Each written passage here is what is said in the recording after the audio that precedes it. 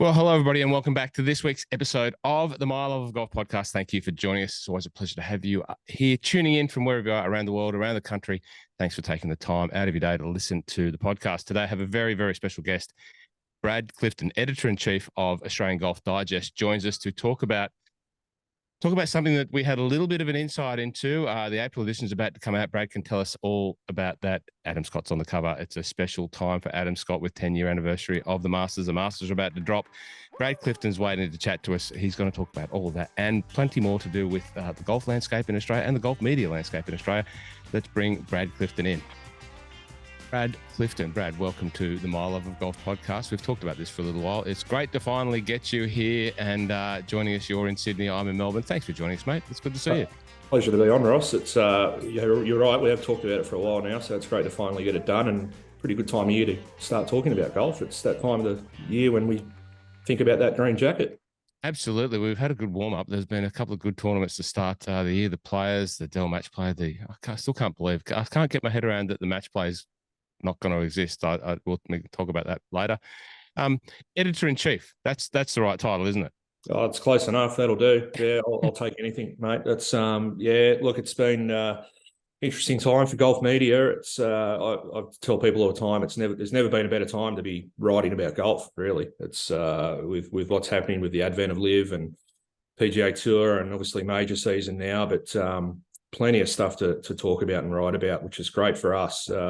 COVID, probably, it's widely known now, COVID gave golf a bit of a free kick. So not too many other sports have been able to flourish on the back of a pandemic like we have, but being a sport that people are allowed to play and naturally rewards social distancing, it's been a blessing for us. And as a result, the industry's flying and more people are playing golf than ever, which is great. And we're just riding the wave, mate. It's been fantastic.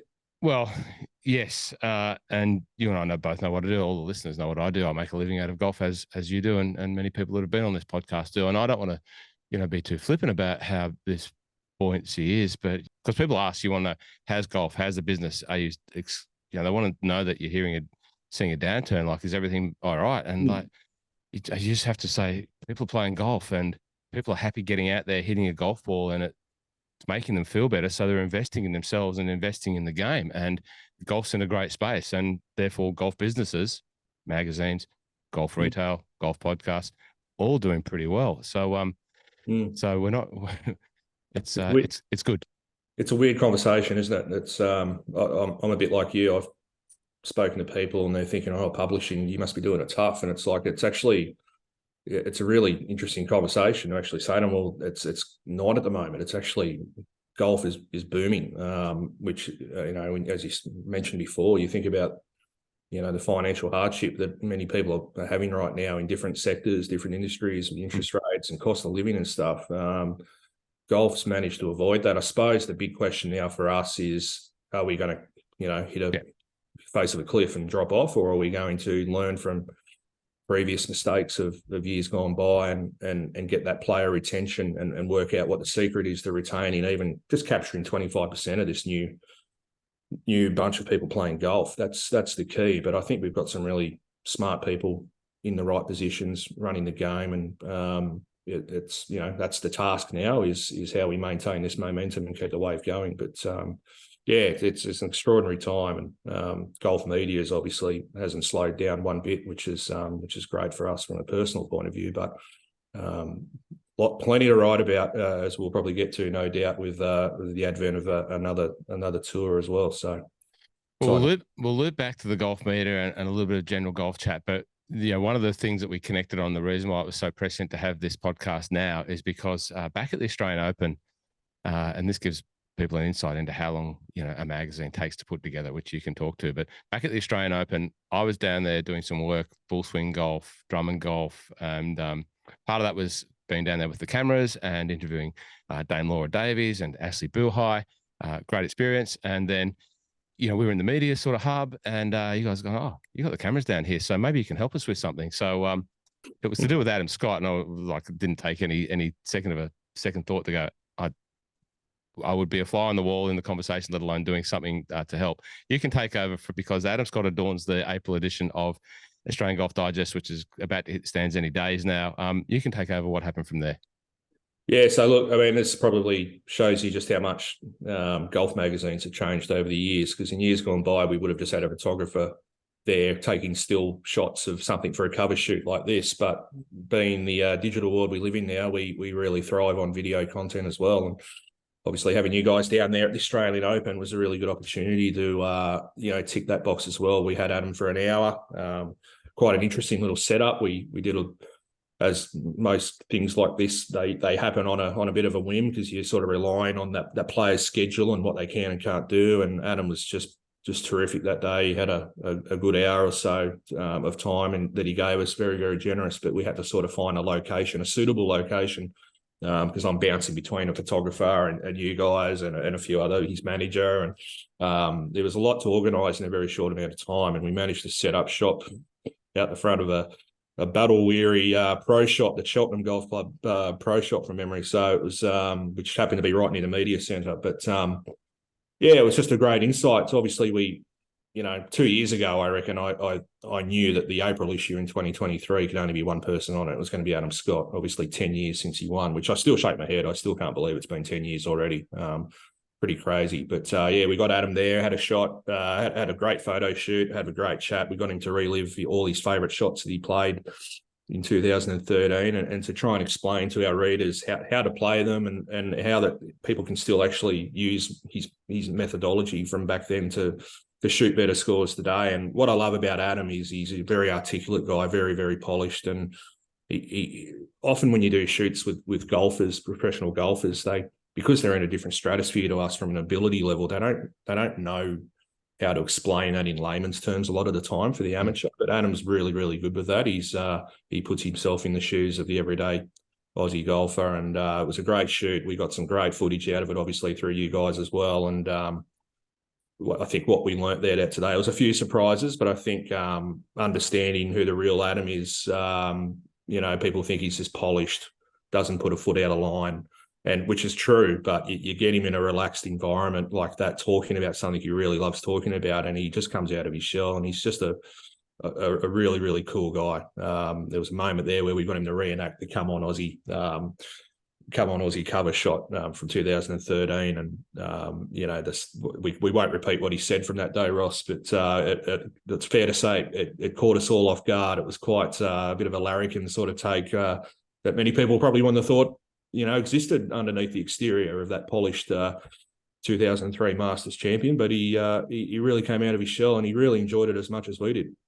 I think, you reflect on that when, because just to explain a little bit more, the photographers were there, and photographers have to sometimes work. They're used to working with the people that they're taking the photos of, and they're trying to get them to push them into positions that might be a little bit unnatural in a photographic sense, but they just know that it's going to work in a cover or an image. So they've got to recreate things. And sometimes that's not easy, but I really was reflecting on that. And like Adam, I felt after talking about the Masters, talking about through the shots, talking about Steve Williams, talking about all the things that he spoke about, I just think it brought all that emotion back to the surface. And like when you asked him, say, can you recreate that position that, when you won and what came out? And it was like this guttural roar. And like you could have heard it half a suburb away. And I just think it was this emotion of the feeling just came back to him, and it was unbelievable to see. I don't care what he said. It was it was just the emotion that was attached to it. I thought he really still connects with. He really does. I mean, look, it's the biggest moment of his life, and anyone who has a moment, whether it's academic or with their kids or family or whatever it is, everyone has a moment in their life where they look back and it triggers something like that. And for Adam, it's that Sunday afternoon around Augusta in 2013. You can just see, you watch his face when he's trying to answer a question, and he does. He gets caught up in the moment again, and I think he really enjoys reliving that moment. And one thing that really strikes me about Adam and a lot of athletes, a lot of professional athletes, because they're in a different stratosphere to us mentally, they think about everything differently.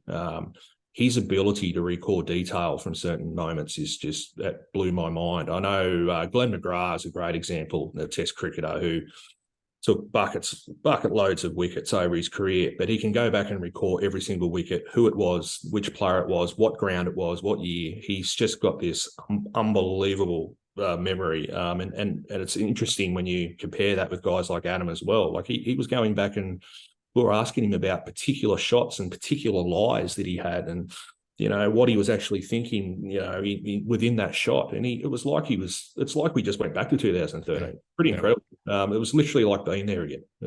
Well, you were there. You were standing, right by that 18th green when he sunk that putt, and then obviously on the playoff hole, you were there as well. So we might talk about that in a second.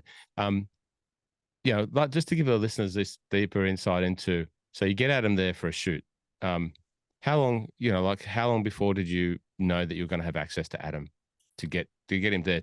And it really was like, you can see it in some of the video that you talk about that's on your LinkedIn, for example. It really is under the awning of Cheltenham Golf Club. No disrespect to Cheltenham Golf Club. It's a beautiful little golf club in a beautiful location. They provided a great facility, but it's not the glitz and glamour of the PGA Tour that maybe they might get in and expect in America. I don't know. But it was just there and it was a bit windy. How long did you know you had Adam and you're going to get that access to him?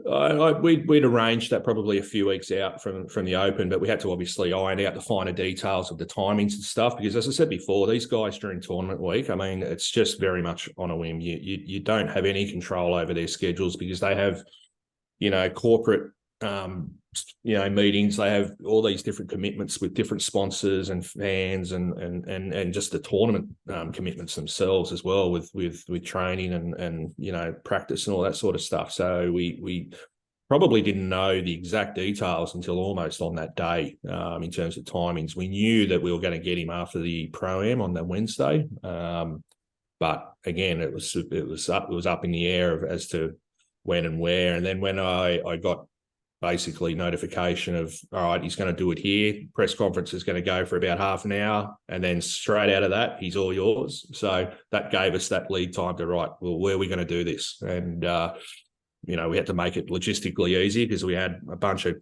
cameramen there, and we had to make sure that the setting was right, the sheer size of the space that we were working in, because we knew we were going to have him swinging a golf club for some instruction that we were doing as well.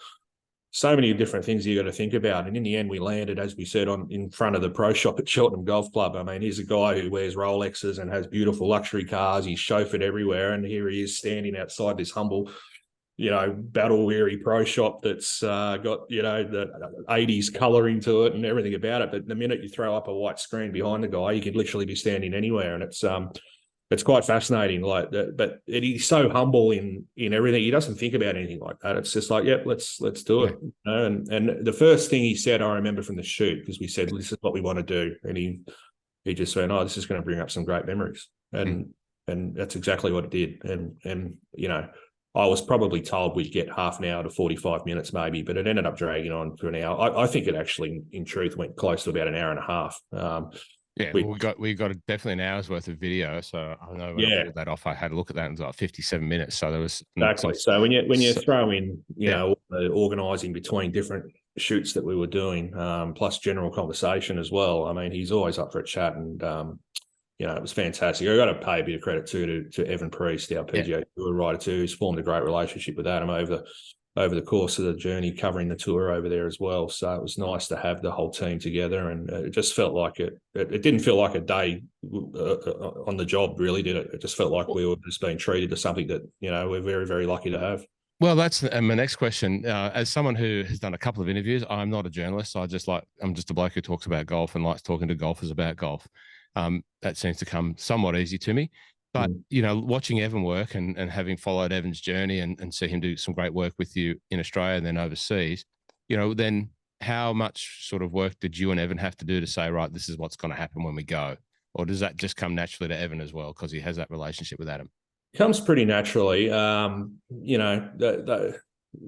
hard. It's really difficult, particularly for an Australian journalist, to form those relationships when these guys are living and breathing golf in America. Like, they're over there, 11 and a half months of the year most times. So getting that regular contact with these guys and being able to form a level of trust and a relationship is really difficult to do. You see maybe a handful of journalists in America who are able to do it because that's where they're based and they're following the tour every stop, right? But it's always been a challenge for for Aussies to get access to these guys. And Evan's really done a terrific job being based over there now and living in Florida. He's, shacking up with a couple of mates at Cam Smith's and literally lives up the road from Cam, and has had a great relationship with all our guys on tour over there. So that's certainly, it's not something that happens overnight. It takes time, but it's a really important thing for golf coverage to be able to have access like that. I mean, it's like any professional athlete. A lot of the time, you're relying on a player manager to really grant you that access, which is fine, and that's what they're paid to do, and that's great. But to be able to have a guy walking side by side with these guys over there and have that level of trust, it's really, really cool for moments like that shoot, because Adam was just extremely relaxed. He just knew from the outset that it was just going to be a fun shoot, obviously talking about something that was really close to his heart and he still loves talking about, which certainly helps as well. But when you think about the dynamic of the game at the moment, it's very politically charged with what's happening on tour. It was actually just a bit of a nice sort of escape from all that and talk about something that was really one of the most iconic moments in the history of Australian sport. So definitely those relationships, when you're trying to organise something like that, they certainly play a big part in making it as successful as it was.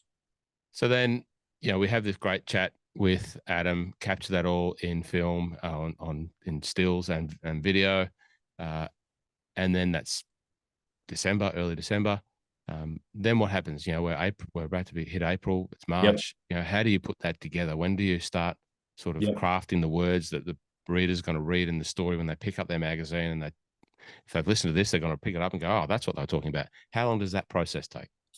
Look, it takes a while, because obviously the photographer goes away, he goes through, sorts through the photos, comes back with a giant list of proofs for me to look at, and I pick what I want, and then it goes back and forth, and we sort of work there in terms of what we want. And the photographer will get his team to make the necessary edits and whatever's required with those images. But in the meantime, you're obviously compiling for something as big as this, in this issue of Scotty. I mean, we did about 20 odd pages on Scotty. So it was a combination of instruction and obviously him talking about 2013 with Stevie Williams. So it was a lot of content to put together. But when you're working in the magazine world, you actually work 2 months in advance. So back then in December, we'd already started our February issue.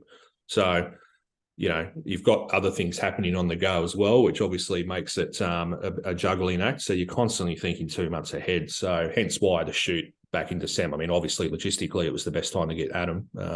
But, the turnaround is often, you can turn around content pretty quickly, really. I mean, we could write a feature in a feature of that size. I mean, depending on how many people you need to speak to and stuff, but you can turn that around in a matter of days, if not a couple of weeks, depending on who you're waiting on. But yeah, it's a bit of a process from there to get that into the final product in the magazine, because you do have to get the images and other areas of the production cycle that require stuff too. So it's all in all, we work on every issue for a 4-week period, but we're working 2 months in advance. So to give you a rough idea now, I'm working on our June issue, May and June issues. So it's we try and work on sort of 2 on the go at the moment. So it makes the years go quick. That's one thing I've learnt being doing this now for 15 odd years. It's you really lose track of time, because early January, February, you're working on the April issue, and you're thinking about is Masters early in that year. I mean, the everyday punter at home doesn't think about Masters until this week, pretty much, right? They start thinking about it. We've already been living and breathing it for months, because we're trying to get this issue out. So it's and before you know it, the Christmas is here, and you think, well, what happened? Where did that year go? That's crazy. So it's an interesting process, but it is a timely one when you're doing stuff like that, because you do rely on a lot of different people. When does the magazine go to bed in terms of print? So when is it when was the final cutoff for that? Yeah, that's it. The plates are done. We're printing today. Yeah, we generally send around about the 12th of each month. So for the April issue, that was March 12th, and then that comes on sale within about 2 to 3 weeks of that send date. So there's like a 2 or 3 week turnaround from the printers before it hits the newsstands. I've never missed a deadline in my time, and there's been times where I've I've thought, just waiting on, it's, and I don't want to dob people, but it's generally the advertising side of the company that you're relying on the hit deadline more so than the editorial guys. But because obviously, you're dealing with, dozens and dozens of clients to get their artwork in. And, there's been times where I've sat back and thought, oh, we might be in strife here, Yeah. but we've always managed to get it over the line. But it's generally about the same time every month, and we have a rolling sort of 4 week. Sometimes we get what we call a 5 week issue, and it just so happens the way the calendar's worked where we buy ourselves an extra week for a few issues. And if we're clever enough at the start of the year, we try and plan that for the issues where we probably could do with that extra week. And the Masters issue is generally one of them because it's one of our bigger issues each year. So it's a matter of sitting down with our production manager and being a little bit strategic in how we set out that calendar. And the Australian Summer of Golf is obviously another time, leading into Christmas there. We generally do really, really big issues because we'll have the official program of the Open as part of the magazine as well. So there's a lot to get done. And generally 5 weeks is a lot better than 4 to have to do that work. Just finishing off on the Adam chat, and then we'll keep going. We'll talk about Masters, and we might come and talk about some of that publishing and the wave and the golf tours and so on and so forth. I still reflect on it a lot, and we've sent you the video, and every time I look at it, I go, oh, what an amazing moment. But when he was talking about the putt and Stevie Williams reading the putt, and I think he might have questioned Steve, are you sure, Steve? And just the delivery of, are you sure, Steve? And Steve, the way he responded, yes, Adam. It's like, I've been here a few times. I've done this rodeo before. It's 2 cups. Yeah. I think he added an expletive in that response when Adam asked him. He said it's definitely 2.5 cups. Yeah, and that's why these guys are paid the big money, and that's why Steve Williams, there's a big argument to say he's the greatest caddy of all time. I mean, you be on the bag. I mean, it's interesting because in our interview with him, he spoke about, there's a perception out there when you're on Tiger Woods' bag, it's like, oh, well, anyone can be on Tiger Woods' bag.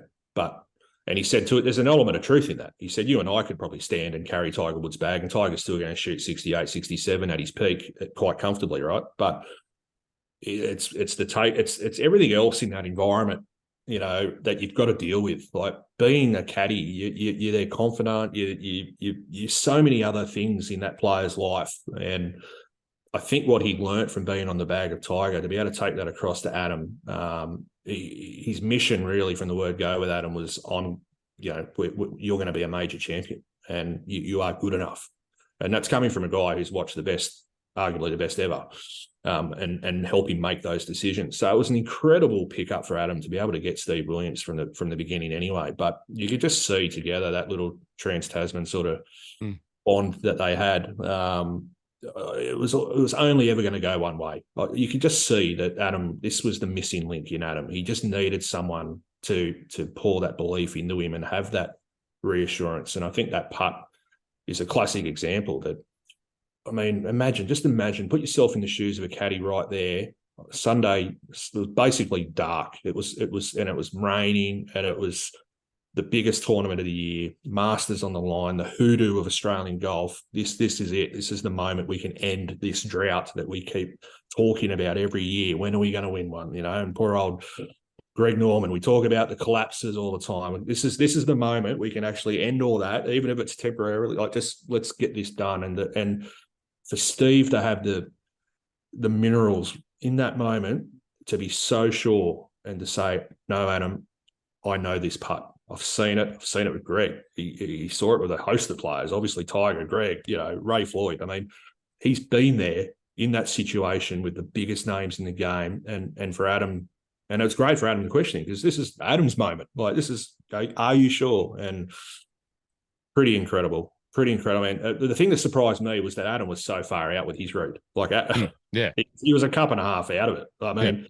so, I mean, that's a massive, massive difference. So listening to Adam retell that is to have that trust in someone like Steve and then to actually execute it. I mean, it's one thing learning what that putt's going to do from a bloke who knows, but it's another thing executing it in that moment with all that pressure. extraordinary moment, and you know, it's not no surprise to see they're back together working on and off in the moment. And I think that's the best thing that could possibly happen for Adam too. I think, you know, he's 42, and probably a lot of people think he's probably past it now, but you know, it's come major time. We know, particularly at Augusta, the amount of times that after round one you see one of the oldies on top of that leaderboard, and it's just like muscle memory around that place. They just know how to play it. So, yeah, his performances, you know, just continue to, I guess, are they surpassing what people's expectations are of Adam Scott at the moment? You know, like Adam's he's a great golfer. I think he's performing really well, and on any given day, he can still beat anyone. Yep, I think so. Yeah, and one of the great myths about Adam, I mean, he's copped a lot of grief over the years for his putting, and I've chatted to his old man about this, and I remember Phil saying one day, he goes, "You don't get on tour by being a bad putter," and it's true. He's had moments where he's been a bit iffy inside certain ranges, but you look at his putting. One of the great stats from last year's PGA Tour was he led the tour in three putt avoidance.